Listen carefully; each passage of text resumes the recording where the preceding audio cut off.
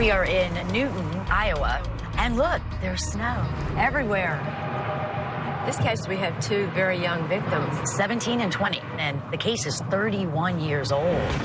20-year-old Steven Fisher and 17-year-old Melisa Gregory were murdered on March 3rd, 1983.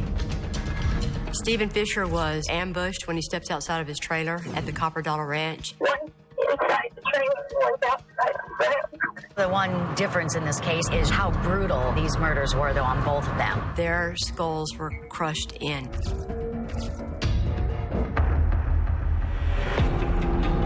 Steven is married to Theresa Fisher. Theresa, known to her friends and family as Terry, had all the reason in the world to want something bad to happen to Steven.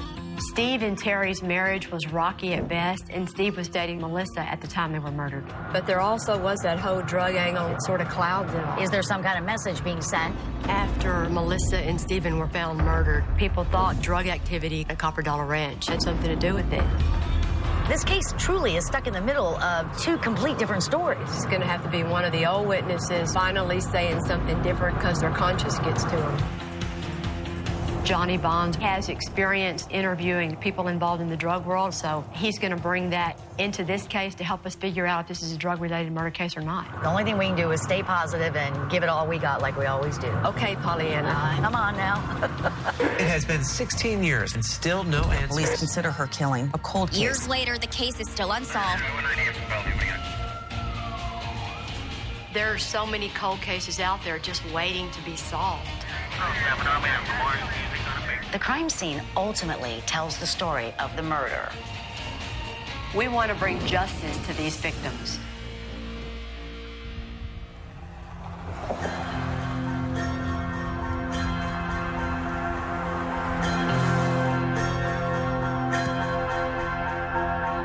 Oh, hey, good morning. Hi, how are you? Hi, I'm Kelly. Hi, Kelly. John Halferty. Nice to I'm the meet sheriff. you. Adam DeCamp. Nice to meet Nice you. to meet you. Mike McClary. Oh, nice to meet you. finally. Thank you for coming. Hello. Hey! Morning, sir. John Halferty. Johnny Bond. Nice to meet you. How many murders do y'all have in Jasper County? Often we don't have a single murder. Wow. I remember even back in 1983, it was a shock, and it was a double homicide. So it had an effect on the community. It had a lot of people questioning their safety and what was going on. You were a kid when this happened? I was, yes. I knew the victims. Really? Yes. You know, my memory of Melisa is 7th or 8th grade. We had to sit next to each other. I was actually a pretty shy kid in school, and I remember her sitting next to me, and for a girl to talk to me at that age, you know, I was like, you know, I didn't know what to say, but I just remember she was very friendly, had a, you know, great smile. So Melisa was 17. Yes. Okay. And then how old was Steven? Steven was 20. He was, you know, a little ornery, a little wild, but obviously none of his behavior should have resulted in what happened to him. You know, he's just in the prime of his life. There were two thoughts. One was that it was a drug-related, like a retaliation, and the second thought was that Theresa and her family may be involved. Okay. Steve was married to Theresa Supino, but their marriage was falling apart, so he started dating Melisa. To be honest, Steve kind of played both of them, didn't he? He did. Not to justify, but, you know, he was 20 years old at the time. Steve and Terry were no longer living together. She was living with her brother Carlo, and Steve was living in a trailer at the Copper Dollar Ranch where he also worked. What did y'all start hearing about the ranch when all this came bubbling up? We heard that cocaine was transported inside of horses and the horses died. Steve was known to have had at least one prior incident of working with the police as a drug informant. Did he snitch on somebody that was so mad that they wanted to kill him, and then in the middle of killing Steven, killed Melisa because she was a witness? So that brings in the owner of the ranch, Hal Snedeker, as our first suspect. He does have a solid alibi for the night of the murder, but we still think he could be involved.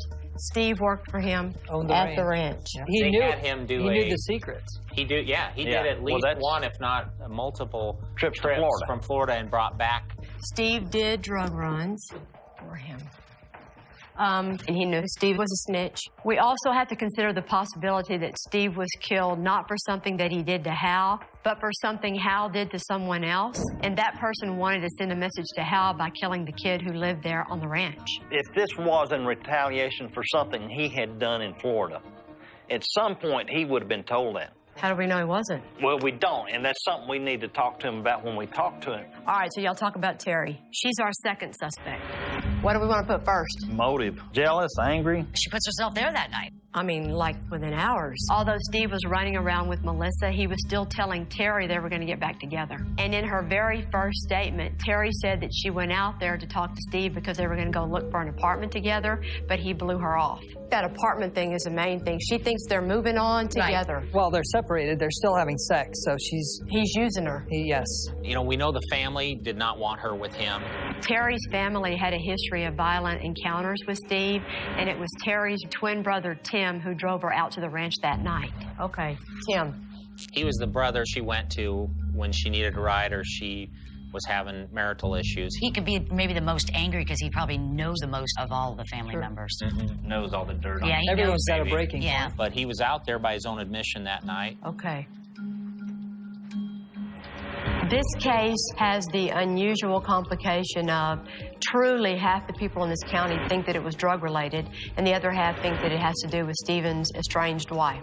This case has hung over this town for 31 years. The Jasper County Sheriff's Office has never given up on this case, and we're optimistic that we can do something to move it forward this week. We're hoping for some resolution. It's been long enough for the families.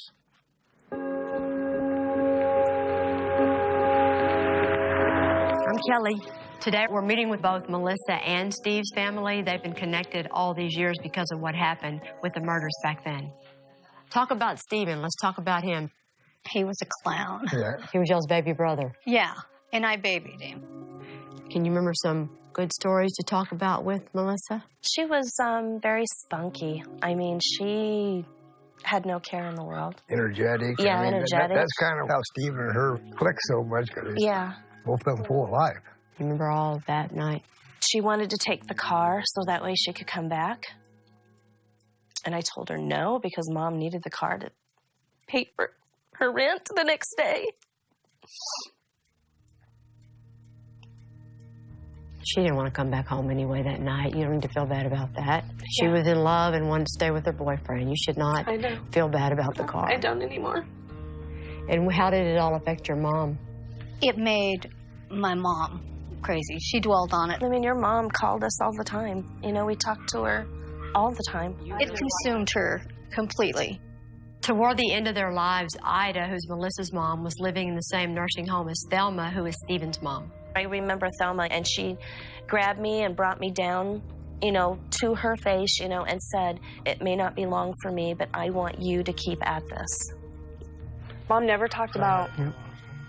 Mom never talked. She never talked. So your mom's way of dealing with it was to never talk about it, and your mom's way of dealing with it was to obsess about it. Y'all are handling it a little differently, I hope. Trying not to let it consume you. Yeah, the first couple, 2 or 3 years was the toughest, probably.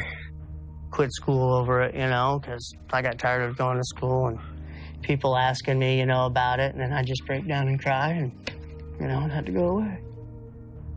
When you lose a loved one, I think it scars you for the rest of your life. You can feel the pain coming from both families, and they're all victims. What's it like being in the town when everybody knows? There was so much fear there. I mean, even to this day, I can't go to the garbage can without worrying, because they're still out there. We're so sorry for what all you've been through. There's not a day that goes by that I don't think about her.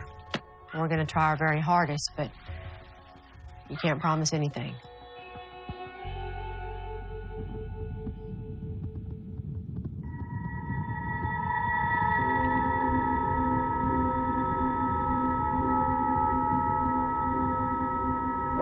The ranch where Melisa and Steven were killed has since been sold off. But incredibly, we have located the trailer that Steven was living in and are bringing it back here to recreate the crime scene. Unfortunately, a snowstorm was blown in, shutting down the entire town, making it impossible to set the trailer up where it was 30 years ago. We do have a crime scene video that we can watch that they took the day of the murders. Just push that button and it'll, okay, just walk to the left and walk to the left. Walk out this, The scene at the Copper Dollar Ranch was the most brutal, bloody, gory, unfortunately very memorable scene. Most of us don't need to look at the crime scene pictures. We can picture it in our heads. Right there.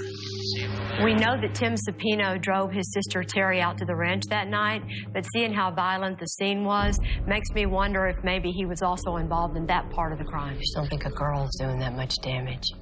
I don't know. There's some pretty mean girls, too. The problem with only watching the video is that we can't truly get a sense of the space inside the trailer.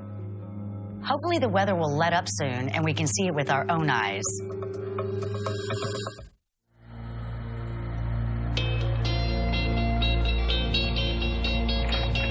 We are investigating the murder of 20-year-old Steven Fisher and 17-year-old Melisa Gregory, who were both brutally murdered 31 years ago.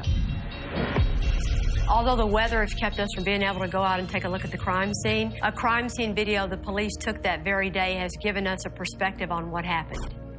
Whose house is that? The Ham house, Rita Ham. So the neighbors aren't that far. All those neighbors on the houses close by. Do you think that they would come down if you tried to nicely sweet talk them? I think so. Mr. Sheriff?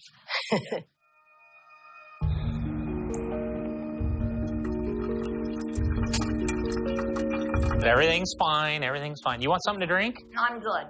Rita Ham lived next door to the Copper Dollar Ranch where Steve and Melisa were killed, and she was one of the first ones to the scene that morning. You were actually the closest neighbor to where the murders happened. Yes, it was. Jeff Ellingworth will take care of the horses. And I opened the door, and he's crying. And he said, Stevie and Sissy is dead.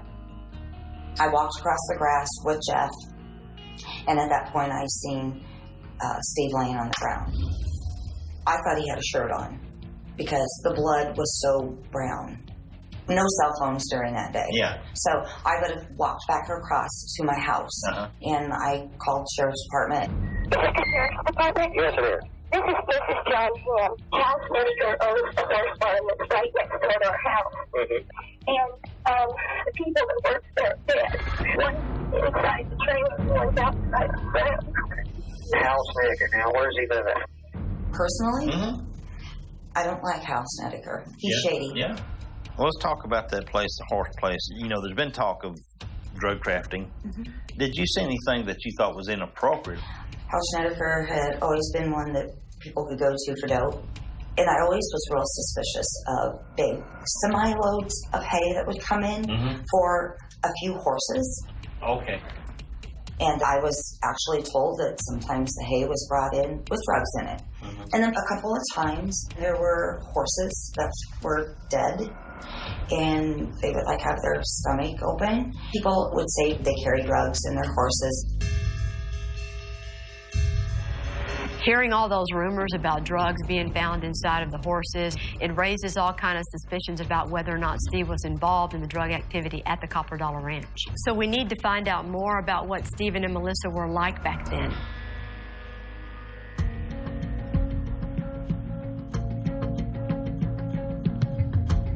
We're gonna go in this room right here.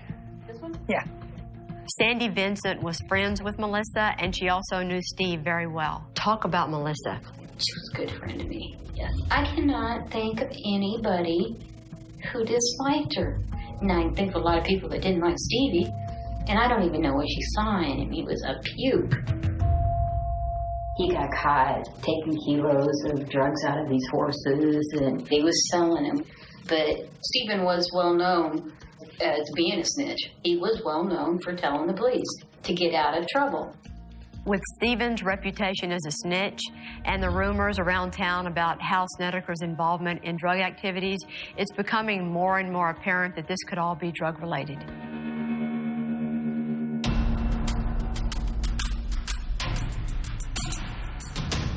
I'm going to kind of let you start and say, look, I'm new to this, like you have been. Exactly. And a lot of questions not in there I want to ask. Right. Suspect House Snedeker has agreed to come in and talk to us today.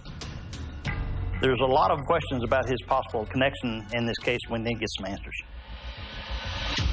I don't care if he brought in 1 million tons of dope back in 1983, statute of limitations ran out. But there's a lot of stuff that's unanswered I need to ask you about.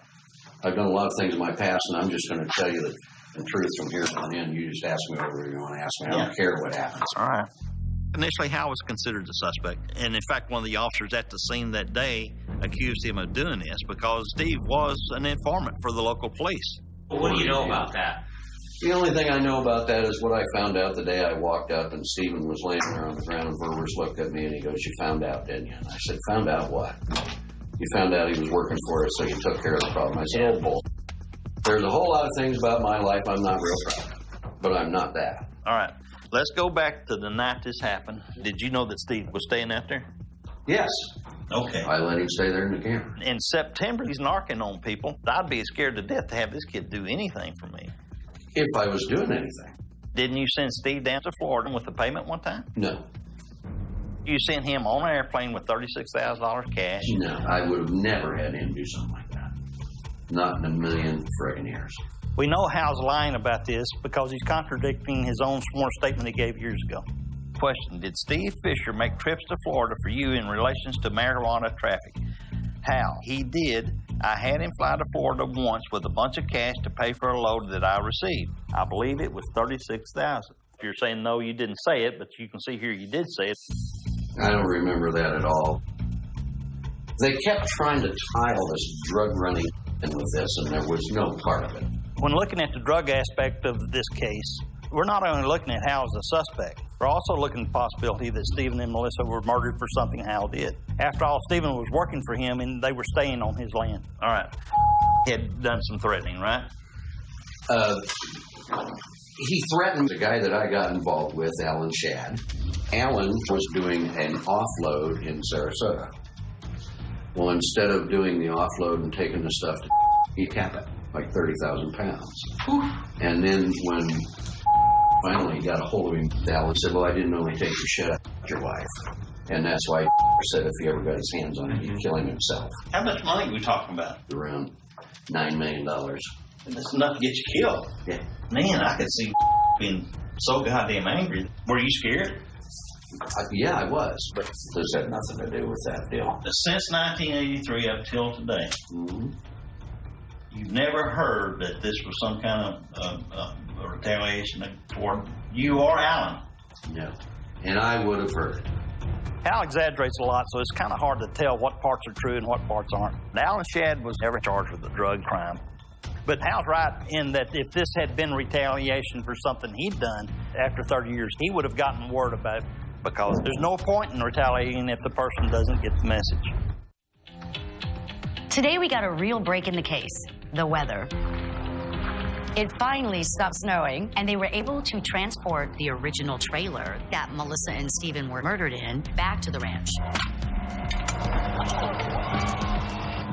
Morning! Morning, guys. It's definitely the coldest crime scene I've ever been at -9. Very cold. Oh, wow. This is certainly not a very big trailer. No. All right, we know that Melisa was naked. I'm going to assume that they were probably back here in bed. Yeah. When that knock on the door came. Did they go after Melisa because they wanted to kill Melisa, or did they go after Melisa because Melisa was a witness to what happened outside the trailer? That's what we have to try and figure out. Okay. He comes out. Because you're trying to get me away from there, because Melissa's in there. You and I are disagreeing. I have something. Pick it up. I clobber you. You actually go down. Then, wham! Our killer then comes inside. I think she's thinking it's Steve coming back. Coming back in through the door. So she's laying here. She gets hit in the head. Wham. She's startled. She's bleeding. She gets up. Get up. You're injured. And I'm holding my head. You're not going to fight. She stumbles. She's touching. Yeah. And then there ends up being blood that was touched on the stove right here. And the blood's just streaming. She ultimately ends up in this bench and just bam, bam, just going at it on her. Yeah. It's a very small area. In fact, at one time, there was kitchen cabinets that were above the bench seats. The space is so small and the cabinets are so low, most people would have a lot of trouble swinging anything in that small space. This strike ends up hitting, where is this exactly back here? It's right up in this area? Above where Melissa's head was. Okay. It'd have to be a smaller person. It'd have to be in here. These cabinets were only struck once and not multiple times. So it's going to be someone who's fairly small and can literally kind of crawl right in there over Melisa and keep striking her. You've both worked a lot of cases. One of the things over the years has been this was a drug hit. Does this look like some type of retaliation drug hit? Not to me. Yeah, the stuff I've seen, they just take the gun, shoot them in the head, and leave. It's too messy. This isn't planned. I think it's something they got out here and just went into a rage and it happened. This is a very angry killer. It doesn't look like a professional murder to me. It doesn't look like a drug hit. I'm just wondering why they didn't kill her back there. There's more space back there than up here. Maybe our killer wanted to say something. Are they It's a walking game, too. Melissa up and saying, look who I just found in here? Yeah, I'm thinking that's it. Whoever the killer is, wants to make sure she sees what he looks like before she dies. Melissa is murdered on one of the bench seats right by the door. Now that I've been able to see the trailer, I think the point was for her to walk to the door and to look out and see Steven murdered outside. This is not the type of thing that you would see on a drug hit.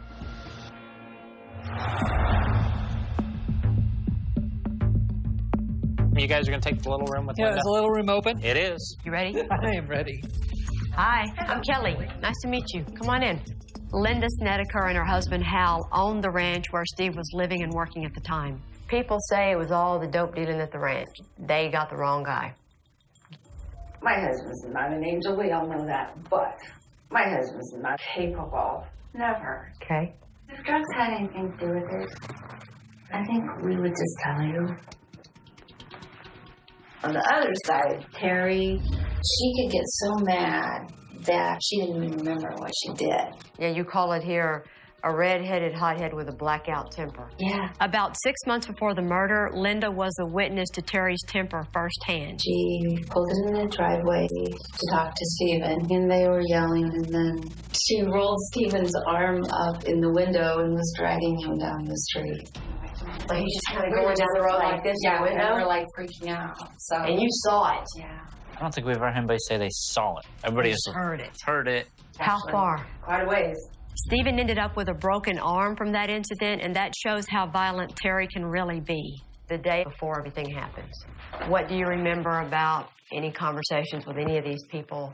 Terry called that night and said, I need to find Steven. I have to find him now. She was just frantically trying to find Steven. I just kept saying, I don't know, Terry. Probably at the camper. Linda also tells us that the morning after the murder, she got another very strange phone call from Terry. What did she say? Something like, I heard something had happened.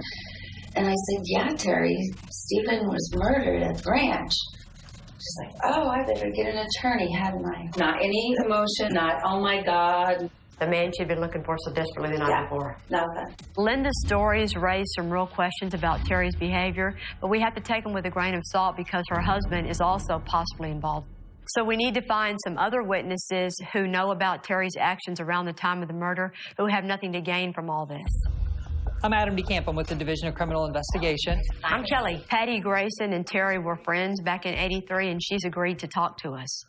What do you remember about March 3rd? I get a phone call from Terry, and she wants to know if her Girl Scout cookies are ready. Girl Scout cookies? I said, do you know what happened? Yes. Don't worry about your Girl Scout cookies. She has no grief about anything. And I also heard that right afterwards, instead of going to the hospital or the mortuary or anywhere, she went right to her lawyer. Okay. And then, it wasn't just a few days after the murders, Terry was out there because Stevie had his top off of his blazer. It was starting to snow or something, and she didn't want it to get wet. And she's going to get the blazer, so... And she told me, I tried to get in the camper, but the door was locked and there was blood on the windows. Did she ever get upset? Never. Emotional? Nothing. Nothing. Terry's reaction to the death of her husband is very suspicious, but we're going to need a little more than just strange reactions if we're going to figure out who killed Steve and Melisa. In 1983, Steve Fisher and Melisa Gregory were beaten brutally to death, and their killer or killers have never been caught. Two of our suspects are Theresa Supino and her twin brother, Tim. You can sit over there. Allison, this is Kelly. She's helping me with the case. Hey, how are you? Allison Simmons. One time had a job at a cleaners with Terry. We were just sitting there talking one day about having bad husbands, and she said that she'd killed somebody. This is a huge development in our case. We actually have found a witness who heard Terry brag about killing someone. Talk about the conversation as best you can remember and how the words exactly came out of Terry's mouth. Terry says, I killed somebody. She said, we killed him. We got rid of him. And then she talked about her brother because I knew she had a twin brother. Okay. And, you know, and I was like, oh, yeah, sure. Okay, you know. Allison's conviction about what she heard that day is going to make her a great witness. Terry said it. I know she said it.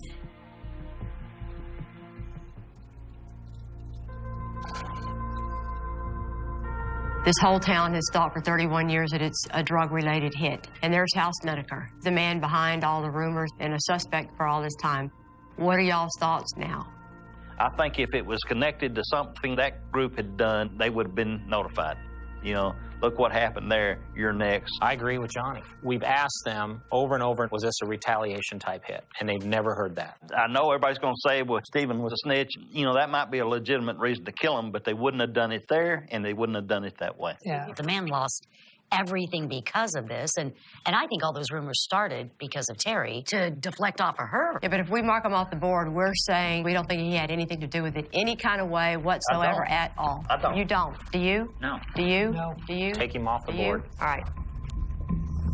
This now leaves Terry Supino and her twin brother Tim as our main suspects. So we need to talk to them.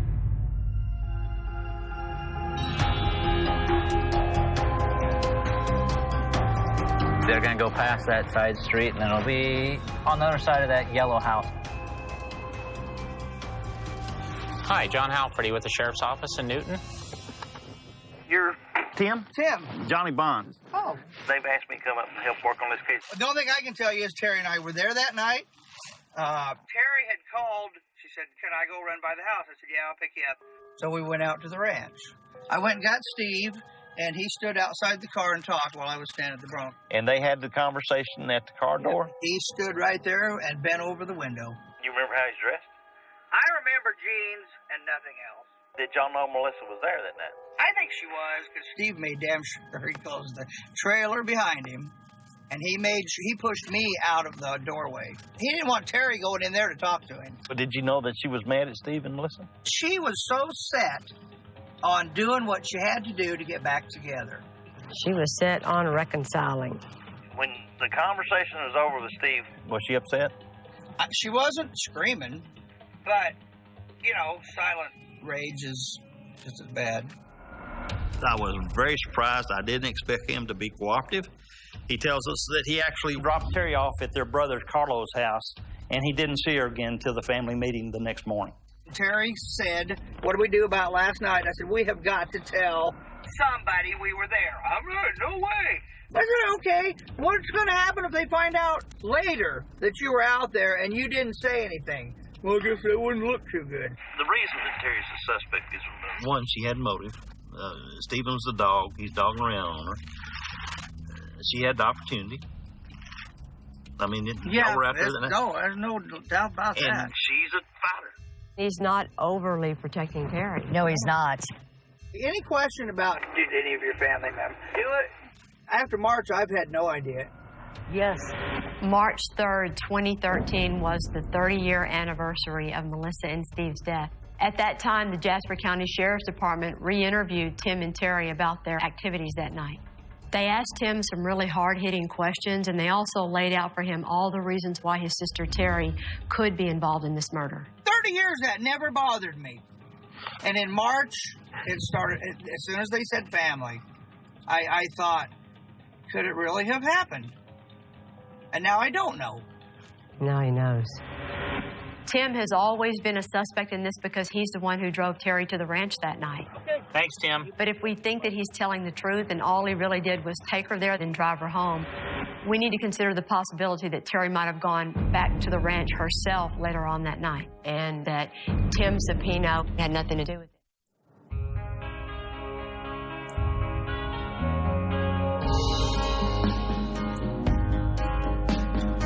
Somebody left us a letter. We came in this morning to find a letter from one of Jasper County's Sheriff's Office guys. I want to take a moment to thank you and your team for your efforts. I know the sheriff has spent many hours praying about this case, asking for the big break. John Halferty is a man dedicated to the job. He has our support because of who he is and the leader he has become. If you ask any of the deputies, we would go to hell and back with him. You have our support and our prayers. God bless and good luck, Lieutenant Aaron Groves. Wow. Very nice. Very, very nice. Your department thinks a lot of you. This is a guy that wants a raise, I can tell. The murder that happened at Copper Dollar Ranch got everybody's attention. It's a nice, quiet town where violence doesn't happen. And to see two teenagers beaten to death in the manner they were in 1983 was huge. And now it's time for us to talk to our prime suspect, Theresa Supino. Terry?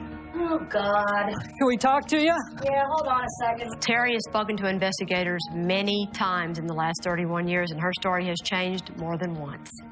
She gives different reasons for why she went out there that night, and she's also inconsistent about where she was when she spoke to Steven. I know that you and Steven were married. I know that he had a girlfriend and that you went out there that night.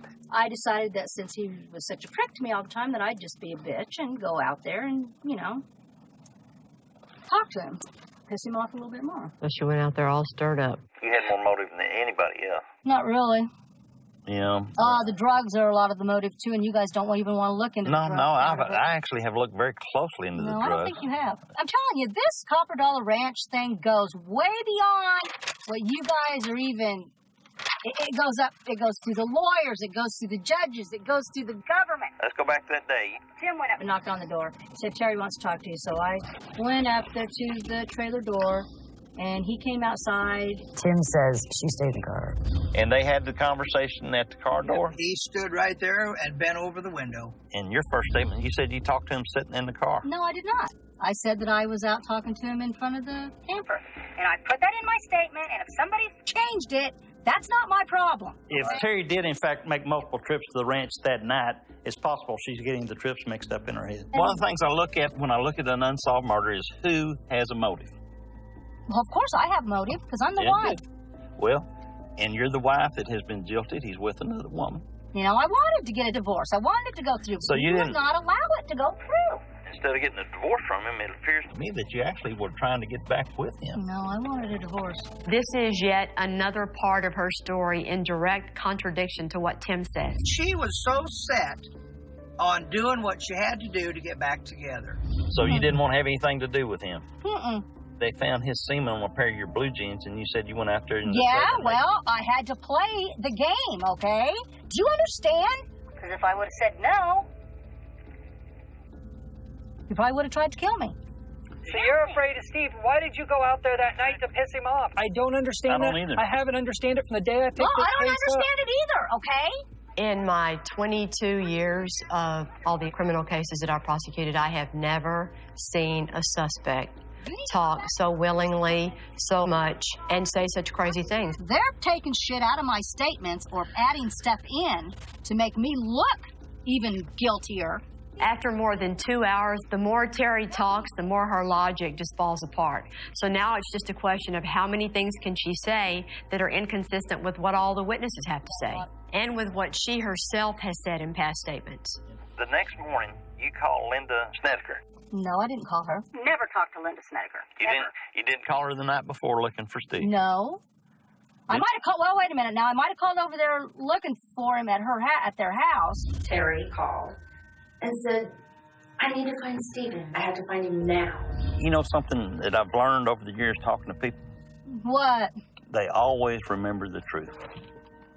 People that lie have a hard time telling the same lie over and over again. Well, I'm not a liar, varies. okay? I never have been a liar, so I don't appreciate you sitting there accusing me of being one. All right, I'm telling you, you are the prime suspect in this murder case. I'm telling you right now. All right, listen, I think you did it. I didn't do it, so tell me. Oh, crap. Is that Brett? Don't. Things got a little strange when Terry's boyfriend showed up. Don't start. Shut up. Don't start. Okay. Don't start. Hey, let's just don't stay. Don't look at me. Step out. Step out. Best thing you can do. Get over. Anyway, what? He's a loose cannon. I'm thinking, what's about to happen here? Is he going to yank her out? Is he going to hit her? Is he going to come after Johnny and Adam? Please, Brett, don't. Step out. Hey, all we're trying to do is just get this over and done with. That's it. Let's go for it.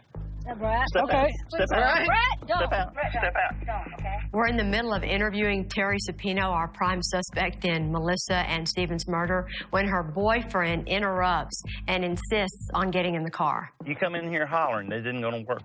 I'll tell you right now, that's not going to work. It's not going to work. You go for it. Fortunately, the interview was just about over, but Adam had one more really good question. And you're how tall? 5 foot? 5 foot. Not even? Maybe 5'1", maybe. Oh, okay. Yes. What's the deal with the couple darn that? No, it's two unsolved murders. Yeah. Period. We don't know who did it or I'm why. suspect, okay? I did it, all right? Oh, my goodness. Can we count that? There, we ain't got anything else. With this interview from Theresa Supino, the inconsistencies in what she said, and all the witness statements we have from everyone else involved, Hi, guys. we feel that Sheriff Halferty now has sufficient evidence to present this case to his county attorney. Scott Nicholson, county attorney. In the hopes that one day they'll be able to obtain a conviction against Theresa Supino for the murders of Steven and Melisa. Well, I would say you start with motive. And in the whole world, the only person who wants both Steve and Melisa dead is Theresa Supino. People think, this little 5 foot tall, 90-pound girl is not capable of this. That's incorrect. Yep. If you hit someone hard enough and stun them, from there on out, the game's yours. Yeah, and this has to be a pretty small person. Anybody of real height wouldn't have gotten under this actual shelving unit. And I'm just going to single out Allison Simmons. And she said that she'd killed somebody. And now you have Tim Supino. It was his idea to let law enforcement know that they'd gone out there. I said, we have got to tell somebody we were there. I'm not, no way. It's the first time that he really considered that maybe somebody in his family did do this. 30 years that never bothered me. And now I don't know. This is at the best point that we've ever been. It's more clear than it ever has been. It does seem much more positive after y'all come here. I agree. This is the first time this case has been presented to us. I think we've got a little more work to do, but we're ready to go forward with charges in this case. Ready to go forward? Great. This town is going to be ecstatic. It's been long enough. It's time to take that step, and we're going to do it. This has been a long time coming, 31 years, mainly for the families of the victims. That's going to be a satisfying arrest. And we're excited to be able to move forward and also tell them that.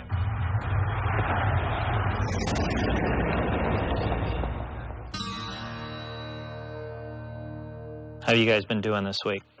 Not eating, not sleeping. Kind of just like the day that we found out. Right.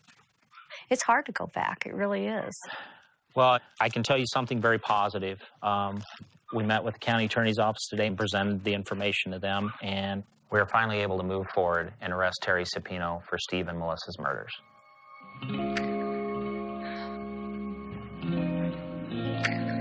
Tana, you okay?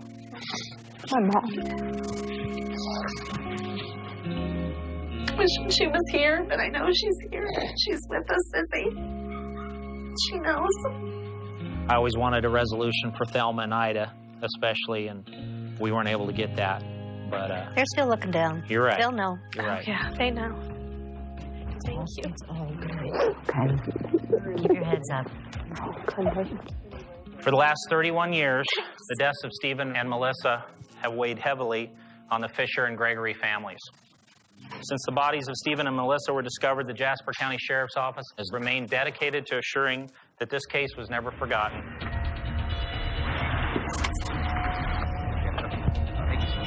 After completing hundreds of interviews and processing evidence, today, exactly 31 years later, we are announcing the arrest of Theresa Supino on 2 counts of murder in the first degree for the death of Steven Fisher and Melisa Gregory.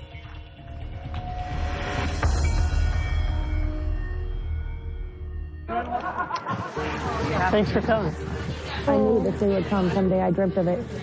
Yeah, I just had to wait patiently. Jerry? Good, man. Thank you. None of us can ever understand what they've gone through, losing Melisa and Steven at such a young age. Hi, brother. The least that we can try and do for them is give them answers and let them be in a courtroom one day to see the person responsible be sentenced and be punished. We can do that much for them, or try to.